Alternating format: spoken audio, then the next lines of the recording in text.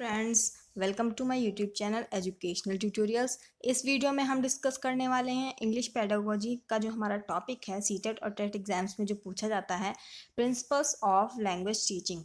तो इसके बारे में हम इस वीडियो में डिस्कस करेंगे और जानेंगे कि किसी लैंग्वेज को पढ़ाने के कौन कौन से प्रिंसिपल्स होते हैं। मीन्स किसी भी भाषा को पढ़ाने के लिए कौन से सिद्धांत होते हैं वो हम देखेंगे। तो इसमें आप देख सकते हैं यहाँ पे 5 प्रिंसिपल्स हम इस वीडियो में डिस्कस करने वाले हैं, जिसमें से पहला पॉइंट जो है, हमारा पहला जो सिद्धांत है, प्रिंसिपल है, वो है प्रिंसिपल ऑफ मोटिवेशन। सेकंड है principle of habit formation. Third है प्रिंसिपल ऑफ इमिटेशन। नेक्स्ट है फिर हमारा principle of practice and drill. फिर आएगा हमारा प्रिंसिपल ऑफ ओरल अप्रोच। फिर जो लास्ट है, सिक्स्थ है इसमें, वो है principal of natural order of learning. तो अब इसको हम पूरा डिटेल में डिस्कस कर लेते हैं कि प्रिंसिपल ऑफ मोटिवेशन क्या है। यहाँ से स्टार्ट करेंगे हम प्रिंसिपल ऑफ मोटिवेशन से। तो इसमें हम देख सकते हैं, it plays an important role in the language development of an individual. Means motivation जो है, प्रिंसिपल ऑफ मोटिवेशन जो है, वो बहुत ही इम्पॉर्टेंट रोल प्ले करता है किसी भी लैंग्वेज डेवलपमेंट में। मतलब किसी भी अगर बच्चे का लैंग्वेज डेवलपमेंट कराना है तो उसका मोटिवेटेड होना बहुत ज़रूरी है। अगर वो अंदर से मोटिवेट नहीं होगा, ठीक है, तो वो किसी लैंग्वेज को नहीं सीख सकता। एक्वायर तो कर लेगा क्योंकि वो तो नेचुरल इन्वायरमेंट में होती, मीन्स वो ऑटोमेटिकली वो एक्वायर ही कर लेगा, उसने उसको कुछ एफर्ट्स नहीं लगाने हैं, कोई भी कोशिश नहीं करनी किसी भी तरीके की, क्योंकि वो जो है वो उसकी मदर टंग है। वो किसी भी तरीके से मतलब उसको ना बुक की ज़रूरत है, ना कहीं सीखने की ज़रूरत है, कुछ सीखने की ज़रूरत नहीं। वो ऑटोमेटिकली जो है सबकॉन्शियसली उसको एक्वायर कर लेगा, अर्जित कर लेगा। लेकिन जहाँ बात लर्निंग की आती है, कि भाषा सीखने की बात आती है, तो वहाँ पे क्या है कि किसी का भी मोटिवेट होना बहुत ज़रूरी है। क्योंकि जैसे मान लीजिए अगर किसी को कोई भी लैंग्वेज सीखनी है, इंग्लिश है, हिंदी हिंदी तो उसकी मदर टंग ही है, इंग्लिश के अलावा और इटालियन, फ्रेंच, या आप उर्दू ले लीजिए, बंगाली ले लीजिए, गुजराती ले लीजिए, जिसकी ये फर्स्ट लैंग्वेज नहीं है, मदर टंग हिंदी है उसकी, जिसको एज अ सेकंड लैंग्वेज ये सारी लैंग्वेज सीखनी है, तो उसमें क्या इंपॉर्टेंट चीज़ है? उसमें इंपॉर्टेंट चीज़ ये है कि उसका मोटिवेट होना बहुत ज़रूरी है। उसका मन तो है कि ये चलो भाई इंग्लिश सीखनी है तो इंग्लिश जो है वो सीख लेंगे, लेकिन अब वो सोच रहा है कि भाई इंग्लिश सीख लेंगे, ठीक, लेकिन उसके लिए वो कुछ एफर्ट्स नहीं कर रहा है, कोई कोशिश नहीं कर रहा है। अरे सीख लेंगे, हो जाएगा, अपने आप आ जाएगी। तो लर्निंग की बात है तो वो अपने आप तो आएगी नहीं, उसमें आपको कोशिश करनी पड़ेगी। ग्रामर्स, रूल्स, बुक्स और टीचर आपको बताएगा कि कैसे क्या बोलना है, तो वो क्या है, आपको मोटिवेट करेगा किसी भी लैंग्वेज को लर्न करने के लिए। क्योंकि बिना मोटिवेशन के आप किसी लैंग्वेज को नहीं सीख सकते। आपका मोटिवेटेड होना बहुत ज़रूरी है किसी भी लैंग्वेज को सीखने के लिए, तभी आपका लैंग्वेज डेवलपमेंट अच्छे से होगा। फिर नेक्स्ट पॉइंट है हमारा, it is a pre requisite of learning a language. Pre requisite, ये वर्ड जो है बहुत इंपॉर्टेंट है। आप अगर प्रीवियस ईयर के पेपर्स को उठा के देखेंगे तो ये वर्ड और इस वर्ड से रिलेटेड आपको कई क्वेश्चंस भी मिल जाएंगे कई पेपर्स में। तो प्री रिक्विजिट क्या है? मीन्स एक तरीके की हम कह सकते हैं कि शर्त है कि अगर बच्चा मोटिवेट होगा तभी वो लैंग्वेज को सीखेगा, ठीक। अगर वो अंदर से मोटिवेटेड नहीं है, अंदर से एक्साइटेड नहीं है, उसके में उत्साह नहीं है, तो वो किसी भी भाषा को नहीं सीख सकता, ठीक। ऊपर मन से सोच रहा है कि भाई हमें इंग्लिश सीखनी है तो हम चलो सीख लेंगे, आज नहीं तो कल, कल नहीं तो परसों सीख ही जाएंगे। लेकिन अगर वो अंदर से एक्साइटेड नहीं, उसमें एक्साइटमेंट नहीं है, वो इंटरेस्टेड नहीं है उस टॉपिक के प्रति, तो वो उस लैंग्वेज को नहीं सीख सकता कभी भी। इसलिए मोटिवेटेड होना बहुत ज़रूरी है। नेक्स्ट है हमारा प्रिंसिपल ऑफ हैबिट फॉर्मेशन। ये क्या है? इसमें है हमारा, it needs regular practice. Means habit formation का जो प्रिंसिपल है, मीन्स आदत डलवाना, किसी भी चीज़ की आदत डलवाना। तो इसमें क्या होता है कि बच्चों की आदत डलवाई जाती है। मीन्स जैसे हम कह सकते हैं प्रिंसिपल ऑफ एक्सरसाइज या फिर practice and drill. Bar bar exercise करवाई जाएगी, प्रैक्टिस करवाई जाएगी, हैबिट फॉर्मेशन होगा। तो उसमें क्या है कि जब रेगुलर प्रैक्टिस होगी, आपकी हैबिट में वो चीज़ आ जाएगी। हैबिट में बहुत सारी चीज़ें होती हैं जो हमें पता नहीं चलती हैं, ठीक। अगर लैंग्वेज सीखनी है एज अ सेकेंड लैंग्वेज तो उसमें क्या है, आपको रेगुलर प्रैक्टिस की ज़रूरत पड़ेगी। मीन्स आप प्रैक्टिस करेंगे तो आपको वो धीरे धीरे चीज़ें आ जाएंगी, ठीक। क्योंकि यहाँ पे आप लर्न कर रहे हैं, एक्वायर नहीं कर रहे हैं। एक्वायर करेंगे तो वो नेचुरल वे में आपको अपने आप ही आ जाएगी, जो कि हमारी मदर टंग है। उसको सीखने के लिए हम कोई भी कोशिश नहीं करते, किसी भी रूल को नहीं पढ़ते, किसी भी बुक के थ्रू हम नहीं पढ़ते हैं, या किसी इंस्टीट्यूट में जाके हम नहीं सीखते, अपने आसपास के एनवायरनमेंट से ही सीख जाते हैं, ठीक है। लेकिन लर्निंग की बात है, भाषा सीखने की बात है, भाषा अर्जित करने की बात नहीं है। भाषा को अगर हम सीखेंगे, लर्न करेंगे, तो उसमें क्या है, रेगुलर प्रैक्टिस की ज़रूरत पड़ेगी। और उसमें क्या है, आपने सुना भी होगा कि practice makes a man perfect. तो जितनी हम प्रैक्टिस करेंगे उतनी हमारी लैंग्वेज लर्निंग का जो डेवलप है वो अच्छे से होगा। नेक्स्ट पॉइंट है, इन नेटिव और mother tongue habits are formed unconsciously, while in second language it needs conscious efforts। तो इसमें क्या है कि जब हम किसी मदर टंग को सीखते हैं, नेटिव लैंग्वेज को सीखते हैं, जो हमारी फर्स्ट लैंग्वेज है, उसको सीखते हैं, तो उसको सीखते नहीं हैं हम, उसको अर्जित करते हैं। मीन्स लर्न नहीं करते हैं, सीखते नहीं हैं, अर्जित करते हैं, मीन्स एक्वायर करते हैं। और उसमें जो हैबिट फॉर्मेशन वो होता है, वो अनकॉन्शियसली हमारी वो जो है आदत पड़ जाती है उस भाषा को बोलने की। लेकिन जब हम किसी सेकंड लैंग्वेज को सीखते हैं, दूसरी भाषा को सीखते हैं, तो उसमें क्या है, हमें कॉन्शियस एफर्ट्स लगाने पड़ते हैं। हम सीखेंगे कि भाई ये ऐसे लिखना है, हमें इस रूल के थ्रू लिखना है। अगर हम इस रूल के थ्रू नहीं लिखेंगे, इसमें इधर का उधर, उधर का इधर कर देंगे, तो ये चीज़ गलत हो जाएगी। तो क्या है, मीन्स कॉन्शियस एफर्ट्स लग रहा है हमें किसी दूसरी भाषा को सीखने में।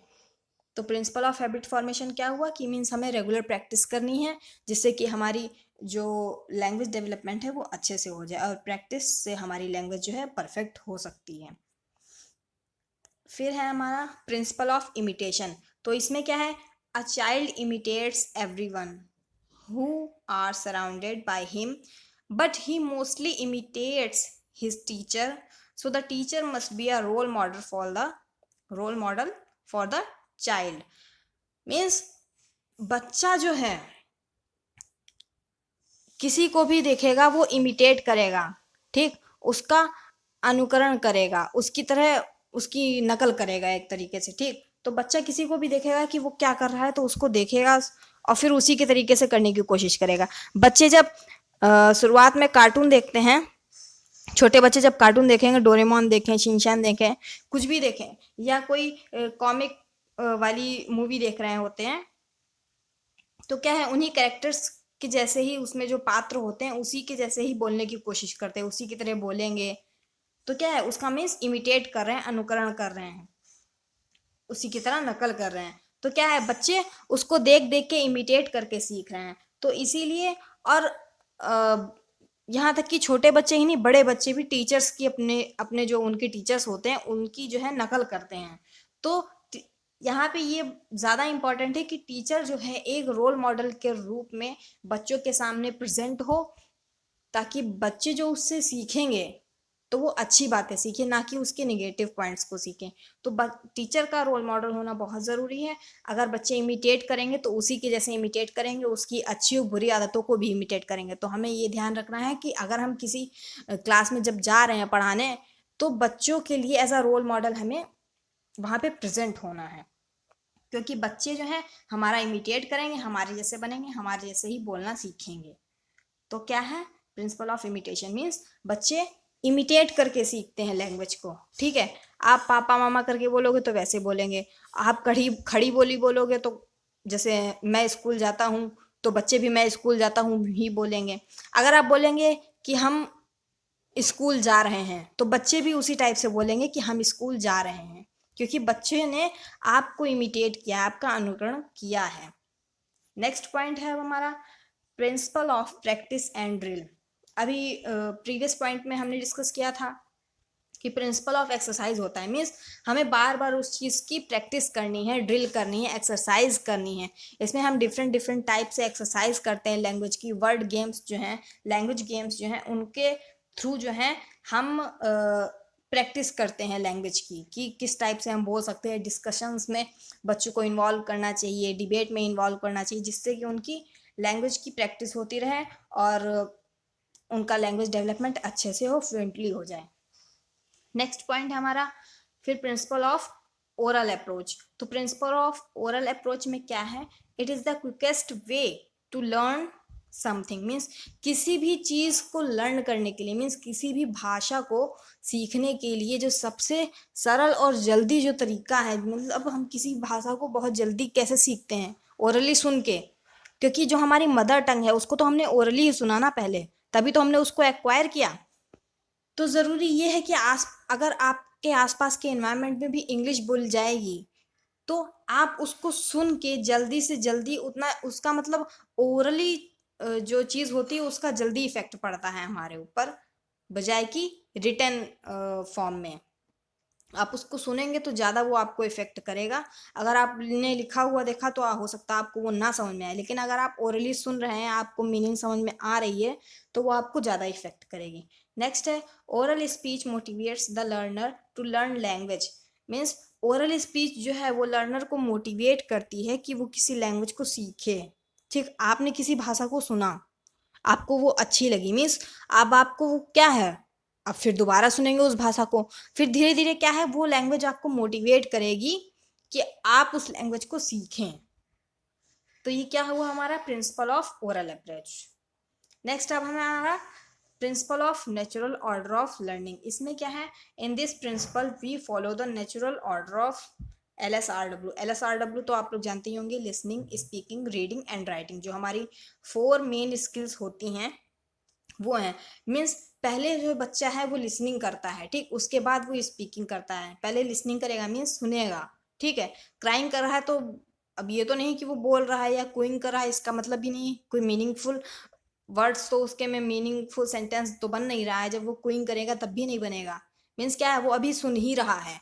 लेकिन जब फिर वो बैबलिंग करना स्टार्ट करेगा, उसके बाद 1 वर्ड बोलेगा, 2 वर्ड बोलेगा, मीन्स अब वो स्पीकिंग करने पर धीरे धीरे सीख रहा है कैसे बोलेगा। फिर उसके बाद क्या है, स्पीकिंग के बाद रीडिंग करेगा। रीडिंग मीन्स फिर पढ़ना सीखेगा कि उसे कैसे पढ़ना है। फिर उसके बाद रीडिंग के बाद क्या आएगा हमारा, राइटिंग आएगा। फिर वो धीरे धीरे लिखना सीखेगा। बच्चे स्टार्टिंग में ऐसे पेन से तो कोई भी ऐसे ही लाइन खींच देते हैं, लेकिन वो उसको राइटिंग नहीं कहेंगे।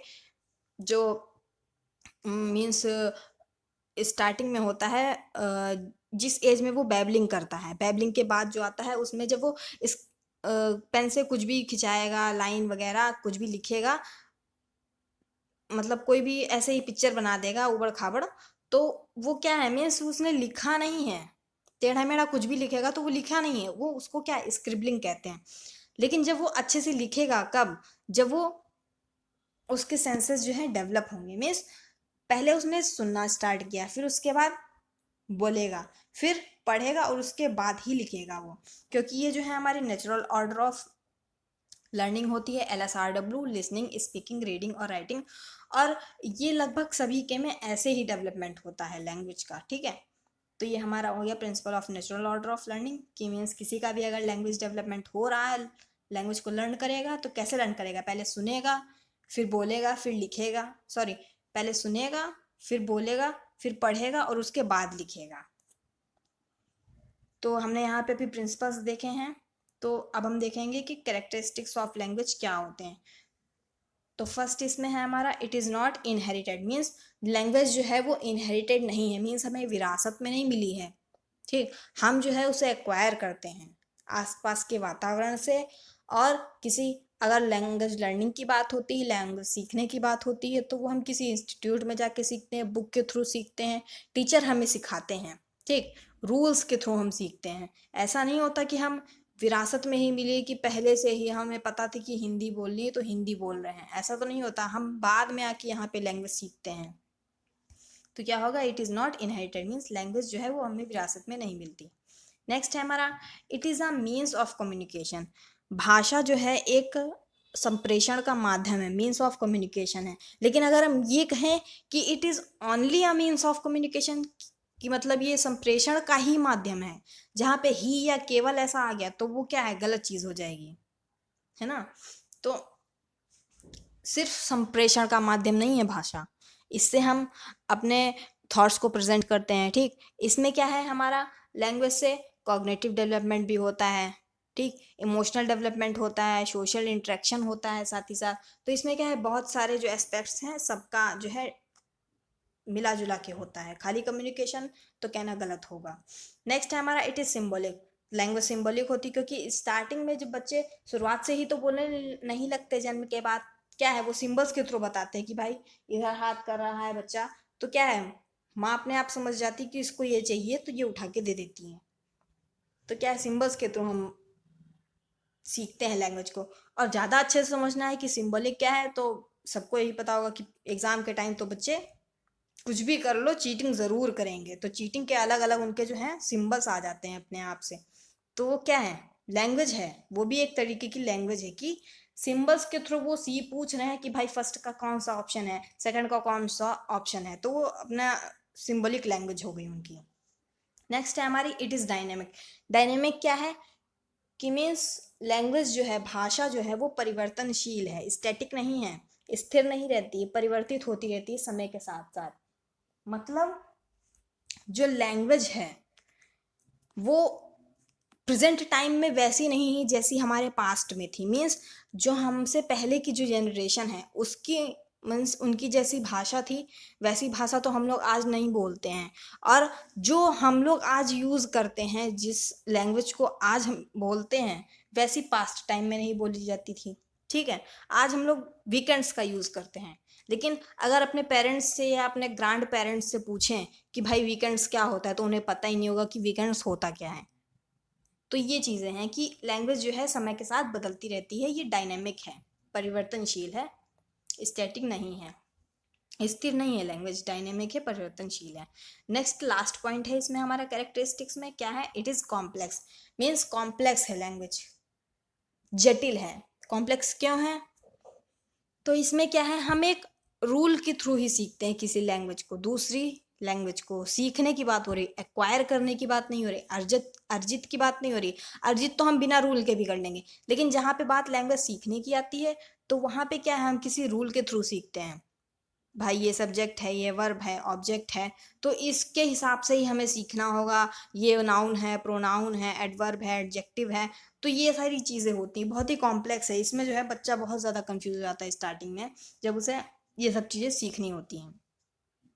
तो हम कह सकते हैं कि लैंग्वेज जो है बहुत कॉम्प्लेक्स है क्योंकि ये सिंबॉलिक है, समय के साथ साथ चेंज भी होती रहती है, डायनेमिक है, रूल्स का भी यूज़ करना होता है। अगर इधर का उधर या उधर का इधर हो गया तो ये सब जो है गड़बड़ हो जाएगा। तो ये हमारे 5 कैरेक्टरिस्टिक्स हो गए। अब हम देख लेते हैं कि किसी भी लैंग्वेज को पढ़ाने में कौन कौन सी प्रॉब्लम आती हैं। तो problems in teaching language means किसी भी भाषा को यदि हम पढ़ा रहे हैं तो उसमें कौन कौन सी हमें परेशानियों का सामना करना पड़ेगा। तो फर्स्ट क्या है हमारा, lack of qualified teachers. Means qualified teachers नहीं हैं। यदि कोई टीचर आपको इंग्लिश इंग्लिश पढ़ा रहा है तो उसको क्वालिफाइड होना ज़रूरी है, क्योंकि अगर वो क्वालिफाइड नहीं होगा तो आपको अच्छा कंटेंट नहीं मिल पाएगा, है नहीं।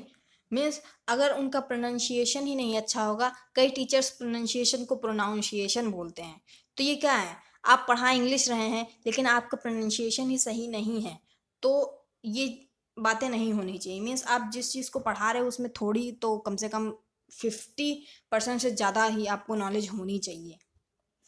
नेक्स्ट है हमारा डिफेक्टिव मेथड ऑफ टीचिंग।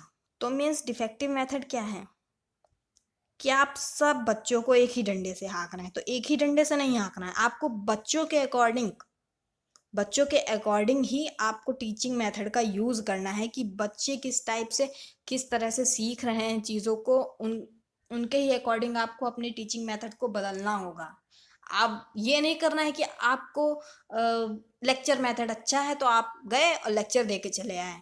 ठीक, आपको भाई लेक्चर मेथड बहुत पसंद था लेकिन आप गए प्राइमरी स्कूल में पढ़ा रहे हैं आप, ठीक, तो प्राइमरी स्कूल का बच्चा जो है वो लेक्चर तो समझेगा नहीं।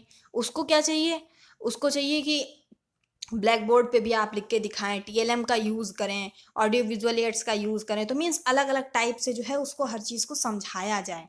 बच्चे के अकॉर्डिंग आपको अपने मेथड को चेंज करना पड़ेगा। सबको एक ही टाइप से नहीं पढ़ाना है, बच्चे के अकॉर्डिंग आपको मेथड यूज़ करना है। तो क्या है, डिफेक्टिव मेथड हो जाता है कि हम सभी को एक ही टाइप से पढ़ा रहे हैं, किसी को समझ में आ रहा है, किसी को नहीं आ रहा है, उससे आपको मतलब नहीं है। आपको जो मेथड अच्छा लगा वो उस मेथड से आपने जाके पढ़ा दिया, आपका काम खत्म। तो ऐसा नहीं करना है, ठीक है। हमें बच्चों को सेंटर में रखना है, ना कि टीचर को। खुद को सेंटर में नहीं रखना है, बल्कि चाइल्ड सेंटर अप्रोच जो है वो हमें अपनानी है। नेक्स्ट है हमारा lack of teaching learning materials. Teaching learning materials का ना होना या उसकी कमी। मीन्स हम जब पढ़ाने जाते हैं, जब हम माइक्रो टीचिंग या मैक्रो टीचिंग, फाइनल टीचिंग पे जाते हैं, तो उसमें हम TLMs लेके जाते हैं, चार्ट, मॉडल, रियल ऑब्जेक्ट्स। ये सब हम क्यों लेके जाते हैं? ये इसलिए लेके जाते हैं ताकि हमारी जो टीचिंग है वो इफ़ेक्टिव बन सके, ठीक। हम किसी भी लैंग्वेज को पढ़ा रहे हैं तो उसमें हम लैंग्वेज गेम्स का यूज़ कर सकते हैं। अगर आप इंग्लिश पढ़ाने जा रहे हैं तो लैंग्वेज गेम्स बना के ले जाइए कि किस टाइप से आप वहाँ पे पढ़ाएंगे। तो TLMs बहुत ज़रूरी होते हैं कि टीचिंग लर्निंग मटेरियल्स आपके पास होनी चाहिए। चाहे ऑडियो विजुअल एड्स यूज़ करिए, चाहे खाली ऑडियो या खाली वीडियो एड्स यूज़ करिए, लेकिन बच्चे के अकॉर्डिंग आपको TLMs बनाने हैं और वहाँ पे लेके भी जाना है, प्रेजेंट भी करना है। फिर नेक्स्ट है हमारा over crowded class. Over crowded class means बहुत ज़्यादा क्लास में बच्चे होना। मीन्स क्लास में बहुत ज़्यादा अगर बच्चे हैं तो सब गड़बड़ हो जाएगा। NCF के अकॉर्डिंग माना जाए तो प्राइमरी लेवल पे क्या है, 30 to 35 अगर बच्चे हैं तो एक टीचर होना चाहिए उन पे, ठीक। अब यहाँ पे क्या है, बच्चे बहुत ज़्यादा हैं, मीन्स 60 to 90 बच्चे हैं और उस पर एक टीचर काम कर रहा है, तो सब बच्चों पे ध्यान नहीं दे पाएगा वो। तो क्या है, सब बच्चों का प्रॉपर डेवलपमेंट नहीं हो पाएगा। प्रॉपरली आप उनको लैंग्वेज या कोई भी और अदर एक्टिविटीज़ हैं वो नहीं सिखा पाएंगे। तो जो रेशियो दे रखा है नहीं, तो उसी के अकॉर्डिंग ही हमें काम करना है। बहुत ज़्यादा बच्चे नहीं होने चाहिए एक क्लास में। जो NCF ने बताया है जिस आधार पे, तो उसी आधार पे हमें वो अपनाना है। नेक्स्ट है हमारा आउटसाइड इन्वायरमेंट, जो कि बहुत इंपॉर्टेंट है। आउटसाइड इन्वायरमेंट में क्या होता है, जैसे घर के या इंस्टीट्यूट के बाहर का माहौल। मीन्स आप स्कूल गए, ठीक, इंग्लिश वहाँ पे बोल रहे हैं अच्छे से, इंस्टीट्यूट में किसी इंग्लिश स्पीकिंग कोचिंग आपने ज्वाइन की, वहाँ पे तो आपने अच्छे से बोला, आप GD करे, ग्रुप डिस्कशन हो रहा है। लेकिन आप जब इंस्टीट्यूट से बाहर निकलते, आउटसाइड इन्वायरमेंट में आते हैं और वहाँ पे किसी से बोलने की कोशिश करते हैं, तो लोग आप पे हंसेंगे भी, ठीक है, कि अब भाई ये आए हैं तो अब हमसे ये इंग्लिश में बात करेंगे, बड़े अंग्रेज हैं। तो ऐसा क्या होता है, लोग खिल्ली उड़ाने लगते हैं। तो ऐसा नहीं होना चाहिए। इसमें बहुत ज़्यादा दिक्कत आ जाती है बच्चे को। बच्चा मोटिवेट होने के बजाय डीमोटिवेट हो जाता है। तो इसमें क्या है कि आउटसाइड इन्वायरमेंट बहुत ज़्यादा मैटर करता है, कि जैसा उसको माहौल इंस्टीट्यूट में मिल रहा है वैसे ही उसके आसपास का वातावरण भी उसके लिए होना चाहिए। मीन्स अगर वो इंग्लिश स्पीकिंग कोर्स कर रहा है, इंग्लिश सीख रहा है या स्पेनिश लैंग्वेज भी सीख रहा है, तो क्या है, उसको वैसा एनवायरनमेंट मिलना चाहिए कि वहाँ पे वो प्रैक्टिस कर सके, लोगों के साथ घुल मिल सके। ऐसा नहीं होना चाहिए कि खाली स्कूल में ही आप इंग्लिश बोल रहे हैं, बाहर आए तो फिर आपकी हिंदी स्टार्ट। तो ये बहुत ज़्यादा प्रॉब्लम्स होती हैं किसी भी लैंग्वेज को पढ़ाने में। इस वीडियो में हमने डिस्कस किया प्रिंसिपल्स ऑफ लैंग्वेज टीचिंग, उसके साथ ही साथ कैरेक्टरिस्टिक्स ऑफ लैंग्वेज को हमने समझा कि कौन कौन सी कैरेक्टरिस्टिक्स होती हैं, और लास्ट में हमने डिस्कस किया कि किसी भी लैंग्वेज को पढ़ाने में कौन कौन सी प्रॉब्लम्स हमें फेस करनी पड़ती हैं। एंड आई होप आपको ये वीडियो समझ आया होगा, आपके सारे डाउट्स क्लियर हो गए होंगे। अगर आपको ये वीडियो पसंद आया हो तो इसे लाइक करना मत भूलिएगा और अपने सभी फ्रेंड्स को शेयर करिए। साथ ही साथ बेल आइकन को भी प्रेस कर लीजिएगा, और अगर आपने अभी तक मेरे चैनल को सब्सक्राइब नहीं किया है तो जल्दी से इसे सब्सक्राइब कर लीजिए, ताकि आगे आने वाली वीडियोस को आप सबसे पहले देख सकें। And thanks for watching.